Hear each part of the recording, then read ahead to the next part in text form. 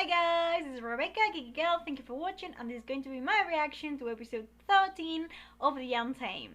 Now, episode 12 ended with Lanchan badly hurt, like his leg is still broken, and everybody's a hostage. And then Wen Chao is taking them to meet some kind of monster that's been killing people.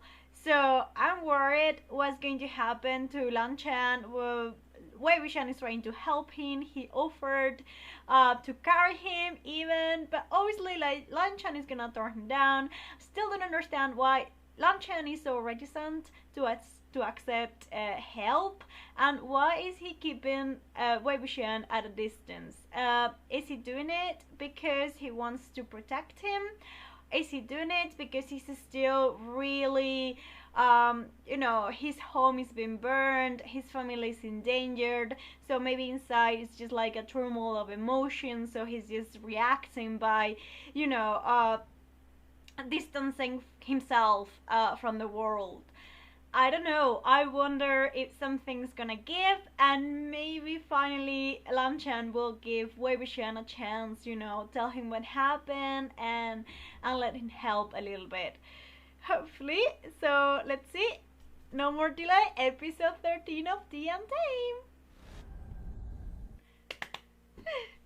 Right where we left it. Tell him the truth. Let him help.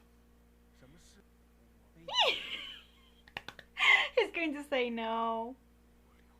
Of course, that's his word. Boring. I hate that fucker so much. He just wants to help his friend. Okay, look at that face.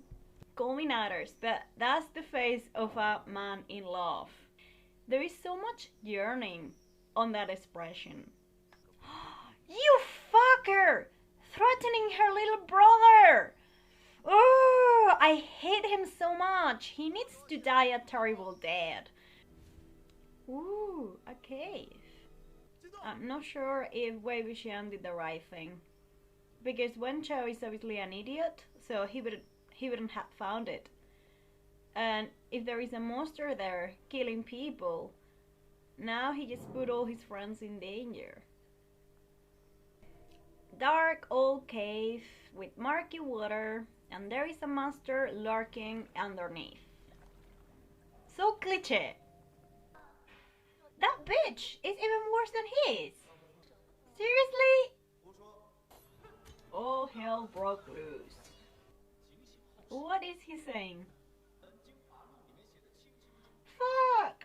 He was quoting the Wen clan rules to Wen Chao, and Wen Chao didn't even realize that. Wei Wuxian is such a badass.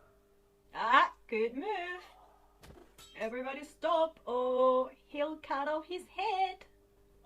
There you go. Just because you say so, bitch? I'm afraid not. Monster is here! Monster is here! Woo! Wait, is that a tortoise? So they were on top of the monster. They were actually resting on the monster. Ew, ugly bitch. And he's peeing on his pants. Seriously, isn't he a cultivator? Why is he cheering up from the sidelines instead of fighting? And what is this bitch going to do now? For real? Just because he was jealous? Ouch. Now, I'm not blaming Wei Wuxian for that choice, but what was the girl doing? She's a freaking cultivator. Yeah, run away! Run away! The way that Wei Ying trapped Wen Chao, he humiliated him in front of everybody. He used him as a hostage to stop the fight, which was a clever move, but then he let him go. And Wen Chao is such a petty person, he won't forget this insult, and he will come back to get revenge on Wei Wuxian. Yeah, withdraw! Withdraw! They cut the ropes, so now they're locked inside. And they're blocking the entrance. Okay, I want to go back to 2-3 episodes ago when Wei Wuxian's cowardly, foolish stepdad said to his sons, Don't worry too much. The one may be a bit unkind, but they won't dare to really harm you. And now, 2 episodes later, they are trapped, locked away inside a cave with a evil, terrifying monster. And they're left to die. So, he didn't see this coming. Moving on. Come on. It's not as if crying is gonna solve anything. Maybe I'm a bit too harsh on this girl, but... Do you see that? Do you see that? Do you see that? Let's watch it again. Now, that is the face of a man who's pissed off, because his crush is comforting a lady after he got burned by saving the lady. Wow, if I were Yang Chen, I would be sitting in my pants. This girl again! Another is blood in the water! Bad idea! Bad idea! Bad idea! Shit, even with a broken leg, Lan Chen is such a badass. And he got hurt. Oh, I feel for Yang Chen. Like, it can't be easy to have a brother like Wei Wuxian, such a selfless, impulsive, reckless fool, always putting himself in danger and always leaving you behind. Who would have thought a tortoise could be so creepy? Oh my god, I can't imagine how much pain he must be feeling. He's done it! Isn't that for just like family or spouses? Lan Chen is not putting up a fight! I wonder why, I wonder why. So he saved part of the medicine that Wen Jing brought to his cell for Lan Chen. So forward. Seriously? No! I help you! Oh my gosh! Taking off your clothes! Oh my! Ouch! Ugh. What was that? Ah! Okay, so if I understood this correctly, Lan Chen had to throw up to feel better, and Wei Wuxian, by asking him to remove his clothes, was trying to disgust him into puking.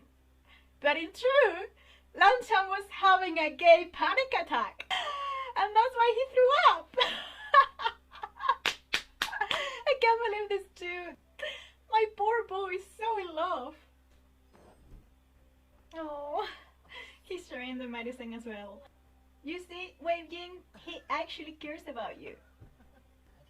Oh, don't say that! You're gonna make him jealous. Of course he's mad. Did he say that? Did he say that? Let's watch it again. If you don't mean it, then don't flirt with someone. Oh my god! Is Lan Chen asking Wei Jing to stop flirting with him if he doesn't mean it? I think this is the first time that he's like openly overt about his feelings in such a way. Wait! I don't flirt with you anyway? For real, Wei Jing? No fucking way! Look, he's always trying to touch Lan Chen. Super touchy-feely. He's always calling his name. He's always teasing him. He's always trying to help. He's always making him mad. His eyes will follow him wherever he is across the room. Of course you flirt with him. Oh my god, I think he doesn't even realize how hard he flirts with poor Lan Chen. Oh, no way! He likes you, idiot! Look at that face! Look at that face! That's the face of someone thinking, how can my crush, who is so clever, be so stupid as well? It's like, are you for real? Are you teasing me right now? Do you really hear what you are saying? And I love that camera frame right now. The way that their faces are leaning towards each other as if they were about to kiss, which obviously wouldn't happen, but it portrays so much about the relationship, just the way that the camera interacts with them and brings them together. That's so awesome. front of you. He's gonna tell him. I'm so glad that he's finally letting this out. He fell asleep. He fell asleep. Okay, just another moment to think about this. Like, Lan Chen was carrying such a heavy burden, knowing what had happened to his clan and not sharing it with anybody. And obviously he was also a hostage, and he was living in enemy territory, and he was also injured. So for the longest time he probably didn't feel safe enough to fall asleep. And right now he just shared this information with Wei Ying, which probably made him feel a lot lighter, even if it didn't change anything. And now he feels safe enough to finally fall asleep. And the fact that he's in a dark, ugly cave with a monster lurking somewhere near and next to Wei Ying, it just speaks so much of Lan Chan's state of mind at the moment. And look at this shot again. I love the camera work in this episode.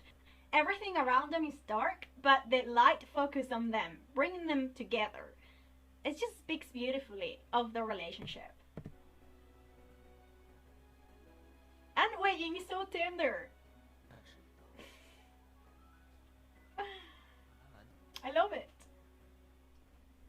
What a delightful episode. Now, kudos to the person who wrote in the comments that the best was coming, because obviously the best is already here. Every episode is getting better and better, and today we saw such a huge development between Wei Ying and Lan Chan. Their relationship has really taken a huge step forward. Before this episode, Lan Chan was obviously very reticent to open up to Wei Wuxian, even though he had strong feelings of attraction for him. But maybe because he saw how selfless Wei Wuxian was, and also because he got really jealous of Wei Wuxian helping Ming Yang, he definitely came to terms with his own feelings. Before this episode, he was definitely aware that he liked Wei Wuxian, but at the same time I felt that it was a reality he was not comfortable with. So he'd rather ignore it and hope it'd go away. However, by the end of this episode, I feel that he has really accepted his own feelings, or at least he has come to terms with them. He has acknowledged them aloud, in a way, when he asked Wei Wuxian to stop flirting if he did not mean it. He was clearly talking about himself, and he was clearly asking Wei Wuxian to stop making it so difficult for himself, even though his message was not properly understood. At this point in time, it's clear to me that Wei Wuxian does not reciprocate those romantic feelings, even though he feels a strong friendship and a strong connection towards Lan Chan. He might have some romantic feelings harboring in his heart, but he's not yet aware of their nature. I think Wei Ying is a lot less mature than Lan Chan, and he's really happy enjoying his life without many worries. He's very clever and he's very insightful, and he has a very accurate vision of what's going on with the sects. But at the same time, I get the feeling that he'd rather ignore it for the time being and just focus on, you know, being a child, a teenager. What nobody can deny is that Wei Wuxian feels a very strong connection to Lan Chan. Maybe because he sees him as an equal as opposed to Yan Chen, who is his little brother, someone who he needs to look after, to take care of. Lan Chan can't meet him in equal terms, and that's what makes the relationship so strong on his side. I can understand why Wei Ying thought that Lan Chan had feelings for Ming Yang, because when Ming Yang was crying and Wei Ying was trying to comfort her, Lan Chan got really angry and he went away. So I understand how that misunderstanding came about. The thing here is that Lan Chen is a very private person. He keeps his feelings very close to his heart. Obviously, he feels a lot, but he's not open with his feelings in the way that Wei Ying is. For me, I have to watch every scene maybe 3 or 4 times, sometimes with like slow motion, just to capture, all the details in Lan Chen's face and all his eyes. Wonderful job by the actor, because his eyes speak so much when he has so few lines. But obviously, in real life, like Wei Ying doesn't have the chance to do that. So it's not that strange that he misunderstood Lan Chen's strong reaction as jealousy, which, I mean, it was jealousy, but it was jealousy towards himself instead of towards Mimiang. I think Lan Chen is feeling really heartbroken because he's come to terms with his feelings at the same time that he's come to terms with the fact that Wei Ying will never like him back. Not true, but true enough at the moment. So yeah, so many feelings. What else? So we have Yang Cheng, who left the cave to find help, and he said he would return in a few days, and that's something that I don't understand, because I lived in China for some time, and it's a freaking huge country. If I'm not mistaken, the Untamed universe is set, like, it's geographically set in China, in real China. So how is it possible for them to move so quickly from one side of the country to another side of the country when they don't have any airplanes, trains, cars, whatever? They basically walk, run, and ride horses. I'm willing to give it a pass since this is a fantasy drama. So I'm not very upset about that.